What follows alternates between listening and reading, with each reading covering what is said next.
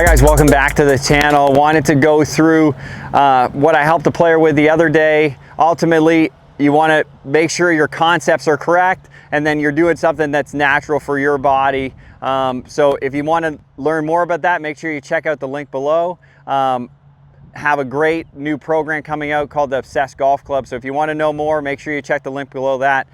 For this player that came in, and I think this is a great checkpoint that lots of people can use in transition, okay? So I'll show you a couple different variations. So when I get up to the top, this player was struggling with heavy shots, okay?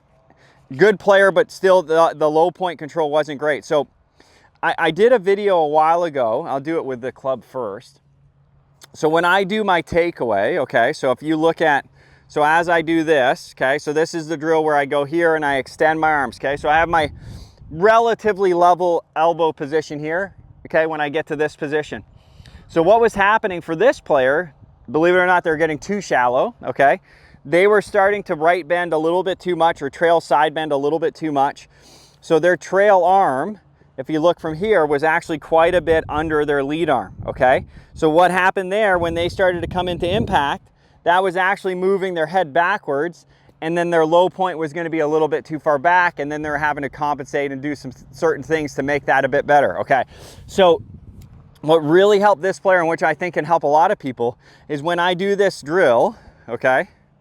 Again, depending on your tendencies. So if I go here, when I start my transition move, can I have my elbows stay around the same level, okay? Versus going way this way or the other way where it starts to tip down, okay? So when I'm set up to the ball, so if I get in there and I do this drill, okay? So I get up here and I start down. What's it feel like to keep those arms in around the same height when I do that transition? You notice when I transition, my lead hip is starting to move, but my arms aren't really changing positions. I'm not going this way a lot. I'm not going that way a lot. I'm trying to keep those arms relatively level to about chest high, okay? And then I take that club off and I just feel the same thing. Okay, what's it like to feel level-ish there, and then how I'm gonna move into impact from there. Okay, so when I do that, it really changes how I'm gonna be able to move through the shot. Obviously, if I go this way a lot, that force is going that way. If I tip my arms this way a lot, that force is going that way, right? So I'm almost using that first couple inches of transition to dictate what my club path is gonna be and ultimately what my shot shape and contact is gonna be. So use that one. You can do it in a mirror at home. You don't even need to hit balls.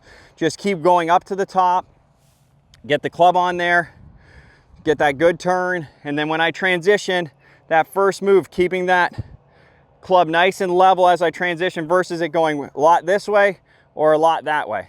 I think that one's gonna help a lot of people. Use that one, drill it a bit, test it on the range.